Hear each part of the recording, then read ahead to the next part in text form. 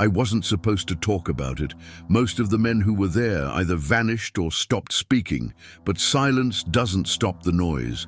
Not the humming, not the screaming. We were told it was a test. Magnetic cloaking, radar deflection, something to help the war. They said we'd make a ship invisible. They didn't mention the bleeding walls, the heat that bent steel, or the men that came back, fused. I was just a technician. Radio calibration. I didn't need to know the science. Just the sequence, just the frequency. But when the jump happened, when the world tore, it wasn't the ship that fractured. It was time. It was us. I don't know what I came back as, but I remember what we brought with us. They said we'd disappear. They never said some of us wouldn't land. They flew me in under cover of fog. That wasn't strange for Philadelphia in October, but this fog clung to your skin, thick, metallic, like the whole yard exhaled secrets. The base itself was quiet, too quiet for wartime. Fewer boots on the ground than you'd expect, the kind of quiet that grows where experiments outnumber orders. I was escorted to Dock 6, handed a clipboard I never read, and shown the ship, the USS Eldridge. At first glance, she was like any other destroyer escort, grey hull, dual radar masts, crew hurrying with purpose. But she vibrated, not from engines, from something deeper, like the metal was preparing for an event it hadn't agreed to. My assignment was simple: monitor and recalibrate the radio feedback loops between 3 internal panels, aft, starboard, and central relay. But the equipment didn't match regulation. The coils hummed at frequencies I couldn't measure. The circuits were wound tighter than any military standard. I asked once, just once, what the equipment was for. The officer's eyes didn't blink. You're here to listen, not to ask. The message was clear. Curiosity was a liability. I followed the order. I listened, but I didn't stop noticing. 2 decks below mine, the generator core wasn't Navy issue. The field coils were wrapped in something that looked like copper, but felt warm to the touch. Always, even unpowered. I saw men wheeling in containers labeled with radiation symbols, but the Geiger counters were sealed, taped over like they'd already told the wrong story. Rumors ran faster than cables. The sailors spoke in low tones about a jump, but no one could define it. Some said Tesla's research had been repurposed: light bending, frequency isolation, quantum mirrors. One cook insisted it was time travel. Another said he'd seen a rat walk into the bulkhead and vanish. Not die, just stop existing. I didn't sleep much, not from fear, from vibrations. At night, the walls hummed even when the ship's systems were shut down. I ran a grounding check twice. Everything showed neutral. But the hum never stopped, like a tuning fork embedded in metal. I kept notes, but they disappeared. Pages torn from my binder, even though I kept it locked. One night I left a line scrawled under my mattress. If they read this, I was still myself. The next morning, the bunk was made, the line was gone, but my pen had run dry. I began timing my own routines. Wake, check pulse, look in mirror, count 5 seconds, smile, just to see if I still responded the same way. One morning, I didn't. There was something in my reflection. A delay. A hesitation before my eyes caught up with the rest of me. Just once. A flicker, but I saw it. By the 5th day, I wasn't sure what bothered me more: the silence from command or the absence of resistance. No drills, no real prep. Just meetings behind closed doors and the growing sense that we weren't meant to understand what we were preparing for. That afternoon, I was handed a sealed envelope. Inside, a single line typed on aging paper. Initiation sequence scheduled, 0700 hours. No sender, no signature, but the seal on the back had the emblem of the Naval Office of Research and Development. I hadn't even known that existed until then. I walked the perimeter of the Eldridge twice that night. The fog had returned, thicker now. The ship's outline blurred under the dock lights. You couldn't see where metal ended and shadow began. A deckhand passed by and muttered, "Hope your boots stay dry." The last guy sank right through. I didn't respond. I just touched the hull. It pulsed, not warm, not cold, alive. Below my feet, something vibrated through the steel, a frequency just beneath hearing, not a sound, but a presence, the kind that waits. And then I understood. This wasn't about radar. It never had been. The morning of the test didn't begin. It stopped. Time held its breath. There was no trumpet of orders, no barked commands, just movement. Calculated, rehearsed, wrong.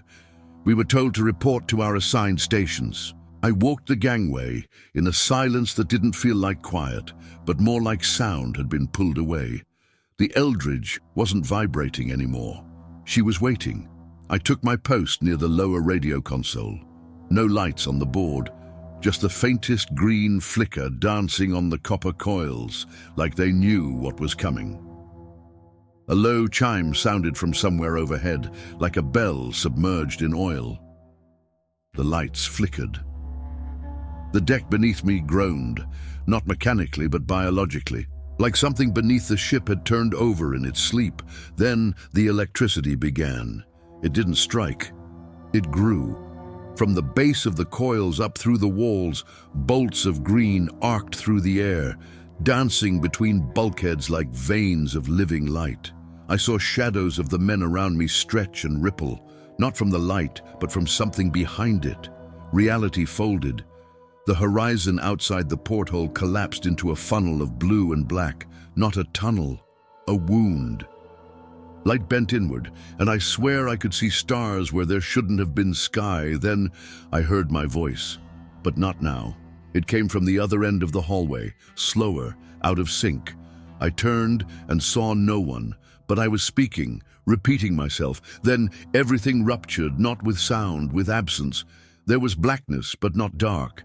Absence, the kind of nothing that presses against your skull. My feet no longer touched the deck. I was untethered, falling, but not down, stretching, but not moving. Every thought echoed twice, like my mind was buffering itself against time's collapse. And then, return. But not like waking. It slammed back into place. The air came alive with screaming. Lights shattered. The hum of the engine was gone, but the generator still pulsed. We were somewhere, sometime, but not right. I stumbled up to the main deck. The fog had returned, thick, swallowing sound. Crew members were yelling names. No one was answering. Then I saw the deck, and what it had done. He was still alive. A sailor, one of the communications team, was embedded halfway into the steel floor. His torso merged with the plating, skin fused to the deck like wax melted over machinery. His mouth opened and closed, but no words formed, just a wet clicking like bone grinding inside bone. He looked at me. God help me. He looked at me and blinked. I tried to move. My knees didn't respond. My balance was off, as if my limbs weren't calibrated to gravity anymore. To my left, another man was fused into the bulkhead, arms outstretched, fingertips disappearing into the rivets, like he had tried to reach through and had been swallowed mid-motion. He didn't move, didn't scream, just stared forward. Others were missing, not dead, not gone, just unaccounted for. And that's when I realized it. There was no impact, no explosion, no heat or pressure. It wasn't force that did this, it was location. We had moved. I don't know how far or in what direction, but when we reappeared, the sky looked wrong.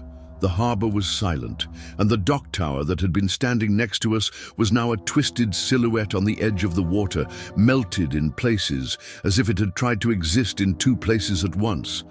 Command tried to regain order. They barked at us to stabilize, to treat the wounded. No one moved. We weren't wounded. We were reassembled, not like before, not correctly. A man in a navy coat knelt beside the fused sailor. He placed a hand on what was left of his chest and whispered something I couldn't hear.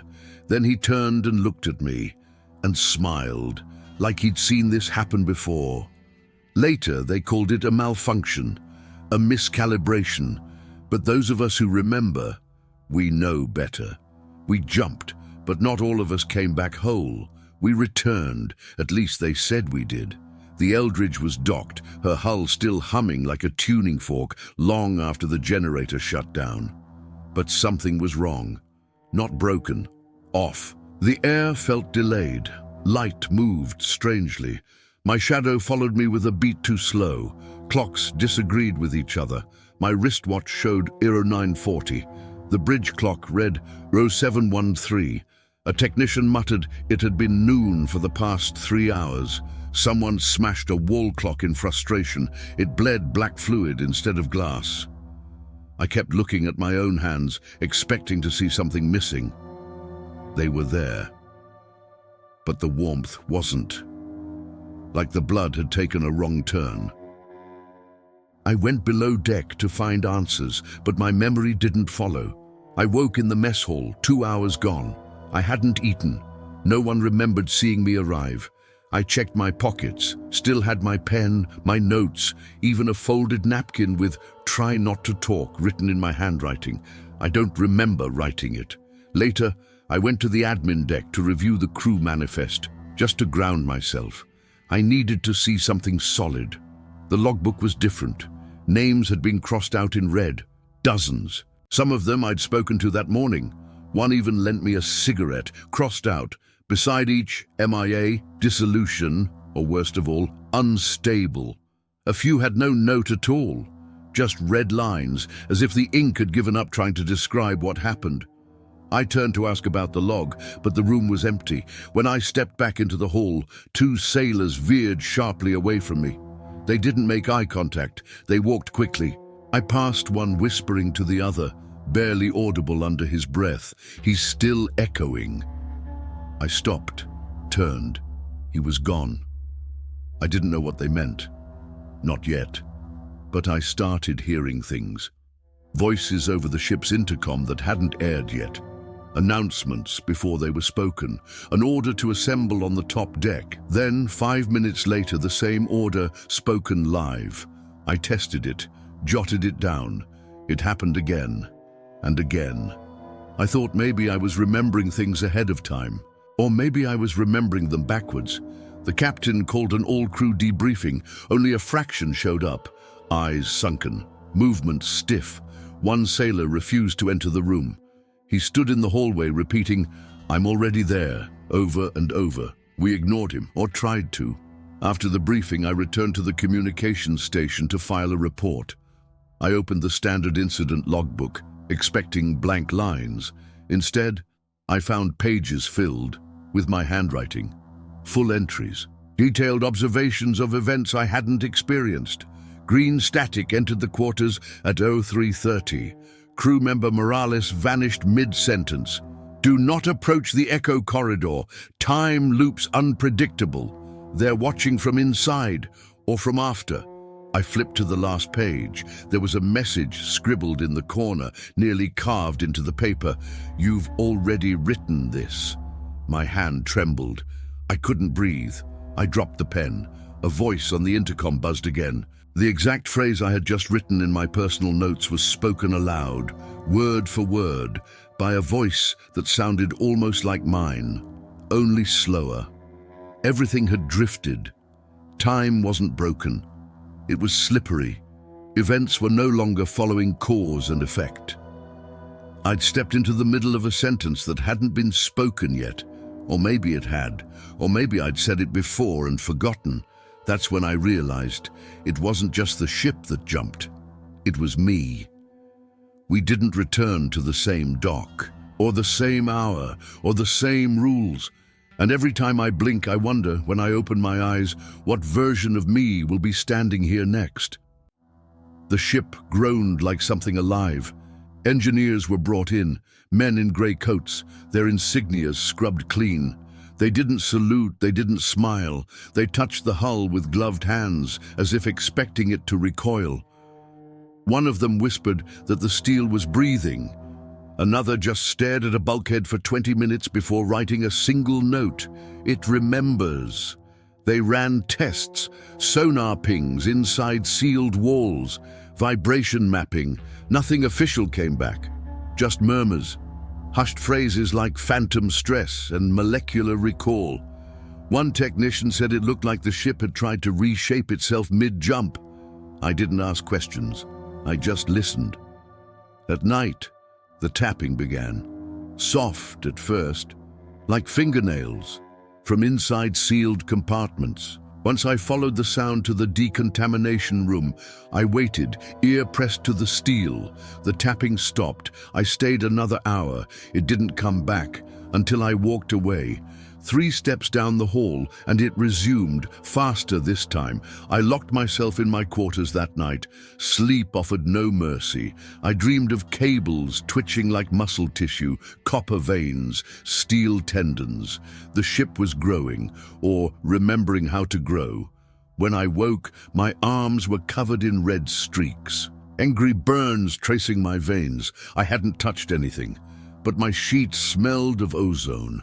I went to sickbay. The medic looked at me, then at his clipboard, then back. "You've already been treated for this," he said, 2 days ago. He showed me a file, my signature, my handwriting. I have no memory of ever being there. Later, during a maintenance sweep of the lower deck, I found the pipe again, the one that had always felt wrong under my boots, the one that vibrated at night, faint as breath. This time I stopped. It was warm. I knelt. The pipe was perfectly sealed except for a small crack where rust had split the solder, and something was inside. I pried it open with a crowbar. Inside was an arm, just an arm, still fused to the inner wall. No blood, no body, just pale flesh melded with copper, fingertips curled as if mid-reach. The bone of the forearm sunk clean into the pipe like it had grown there. The skin was untouched by rot, but the nails were still moving. I slammed it shut and never returned. That night, a sealed folder was slid under my door. No sender, no markings. Inside, photos. Grainy black and white prints of men, half men, fused into ladders, decks, bulkheads. Their faces blurred, their expressions aware. Some were still screaming, some were smiling. The files were labeled Internal Integration, Phase 2. Each page was numbered. Each photo time-stamped and catalogued. The last page listed names, not ranks, just names. At the bottom was a section labeled Next Phase Clearance. My name was there, no rank, no title, just my name, no date, no signature, just a box checked, acknowledged. I stared at it for hours. That night, I didn't sleep. The ship creaked around me like it was adjusting to my breath. Every rivet, every weld felt like it had heard me thinking. I stood at the mirror in my quarters and stared at my arms. The burns were deeper now, blacker, like circuitry burned into the skin. Like the ship was mapping me, drawing plans beneath my flesh. Outside, the tapping came back. This time it was behind my mirror. I didn't turn around. I didn't need to. I already knew what it would show. The ship was no longer steel. It was a memory, and we were trapped inside it. The helicopters arrived before dawn. No insignias, just black metal humming above the water like a swarm of hornets. A dozen men stepped onto the dock. Naval intelligence, or something that wore the uniform well enough. They lined us up in the mess hall. One by one, we were taken into the officers' quarters, alone. No witnesses, no transcripts.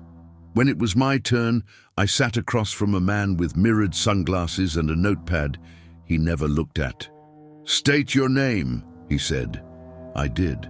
"Tell me what happened on the USS Eldridge." I started slow. Coils, vibrations, the jump, the screams. He stopped me. "There was no jump," he said. "No energy field, no casualties." I stared at him. He flipped a page and continued. "You were undergoing training, a radar calibration test. There was an equipment malfunction. 2 men were injured." "That's not what happened," I muttered. He leaned in. "Are you sure?" The room went still. His tone changed, softer, measured. Trauma causes dissonance, he said. False sequencing, flashbacks, hallucinations. He smiled without warmth. We just want to help you get better. They didn't want information. They wanted revision. When I left the room, I felt wrong. Like I'd answered questions that hadn't been asked yet. Each sailor emerged with the same expression, confused, subdued, like their minds had been pressed flat and folded inward. At dinner, no one spoke about the jump. No one mentioned the fused men, not even the tapping in the walls, just the incident. Even I began questioning it. My dreams lost their shape, faces blurred, the timelines bled into one another. Was it green light or blue? Did we jump, or was it always this ship, always this time? One night I stared at my reflection while brushing my teeth. It blinked late, just a fraction of a second, but enough. I dropped the toothbrush, backed away. My breath caught in my throat. I stepped forward again. It blinked in sync this time, but I'd already seen it. My own mind had begun to echo. The following morning, a sealed envelope awaited me in my bunk. Reassignment orders, my name, my ID, my clearance level. Destination, USS Eldridge. But Martha, the Eldridge was gone. Not missing, destroyed. That was the word used in the classified report I read weeks ago. There was a file in the briefing room labeled Wreckage Disposal Confirmed. The coordinates were redacted, but the word irrecoverable wasn't. I held the envelope like it might bite. Inside, another document. My service file. Except the photo was different, slightly older. The signature wasn't mine. Close, but not mine. The way the R curved, the pressure on the loop. It was an imitation, at least I hoped it was, because if it wasn't, then maybe I'd already filled out this form, maybe I'd done this before, maybe I'd returned. I went to the captain's office to demand answers. It was empty, cleared out. Not a single personal item, just one thing left behind. A nameplate. It didn't say captain, it said recall officer sequence 7. I looked out the porthole. The ship was already being prepped. Cranes moved coils. Generators were wheeled aboard. The same coils, the same power converters. They were rebuilding the circuit. No one stopped me as I walked across the deck. I followed the vibrations to the aft section. My boots echoed in perfect sync with the hum of the wiring below. Inside the engine room, a new wall had been welded shut. I knocked. Once. The knock came back. From inside, I ran. Straight to the communications terminal. Static. No open lines. No response.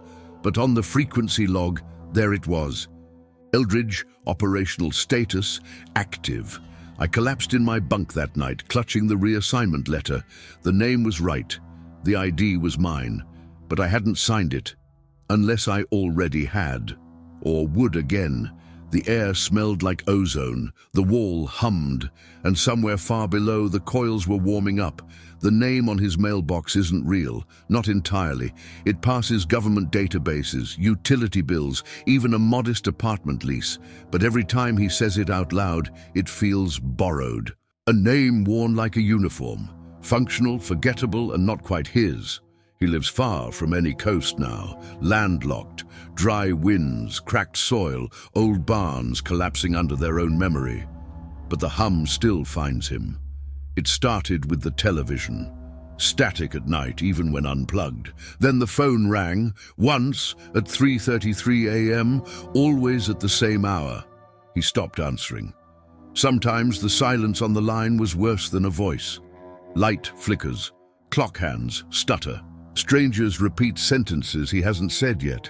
Conversations seem to double back. He once asked for coffee, and the barista answered his question before he spoke. "Room for cream, sir." He hadn't asked. At first, he told himself it was trauma. Some flavor of PTSD they didn't have a file code for yet. He saw a counselor once. She said nothing while scribbling on a legal pad. When he stood to leave, he caught a glimpse of the pad. It already had his next question written on it. He never returned. The sightings came next. Reynolds at a train platform, frozen mid-step, not blinking, then gone like a skipped frame. Martinez, seated 2 rows ahead in a movie theater, same uniform posture, no reaction, no breath. The air around him thickened, denser, oppressive, like the electromagnetic pulse before the jump. He started dreaming of steel corridors that looped onto themselves, of pressure doors hissing behind him, of men with no faces, only outlines against electric mist. One morning there was a letter. No stamp, no return address, no handwriting, just a clean envelope marked reactivation. Inside was a single photo, the USS Eldridge, recent, unaged, docked in some mist-covered harbor. Rust still patterned the same way across the bow, the same spot where, years ago, he had watched a man sink through the steel, mouth open, screaming silently. On the back of the photo, his own handwriting. "You're already back. You never left." His stomach dropped. He tried to drop the photo, but his fingers clung to it. The edges burned cold against his skin. That night, the walls vibrated, not like a building under stress, but like a hull under pressure. He unplugged every device. Still, the radio turned itself on. A single phrase repeated, "Return frequency confirmed," awaiting pulse. He didn't sleep. He couldn't. His skin itched like it was trying to remember something his mind couldn't. He looked in the mirror and saw the delay again, just a half-second of lag between thought and reflection. It was enough. He packed nothing. There was nothing to bring.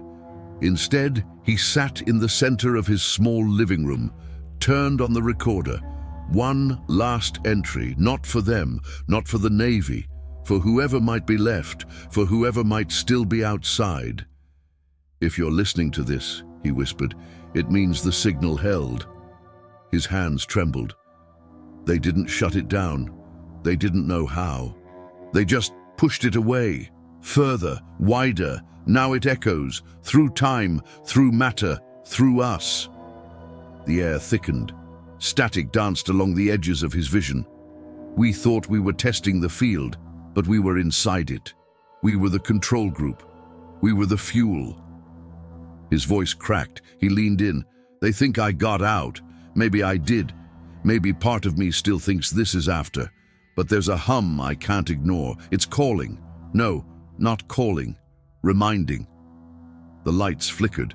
Somewhere a coil engaged. "If I disappear after this," he said, voice flat, calm, final, "maybe I'm still inside the hull." He reached for the recorder. Static surged. The transmission ended. He no longer sleeps. Not really. His eyes may close, but the hum never fades. Beneath the floorboards, the engines still turn, slow, relentless, patient. He walks through his home like it's a corridor. The walls echo. The light bends strangely in the hallway mirror. He forgets the sound of real waves, but hears metal groaning in dreams. Sometimes he wakes up mid-sentence, talking to no one, finishing thoughts he doesn't remember starting. In the basement, there's a hatch, bolted, rusted. It wasn't there last month. He hasn't opened it. He won't. Still, each morning, the bolt seems looser. He flips through his notebook for answers, finds a page torn at the edges, the handwriting jagged, etched like a scar. He doesn't remember writing it, but he reads it over and over until the words begin to pulse. And if you're listening to this, maybe the ship took you too.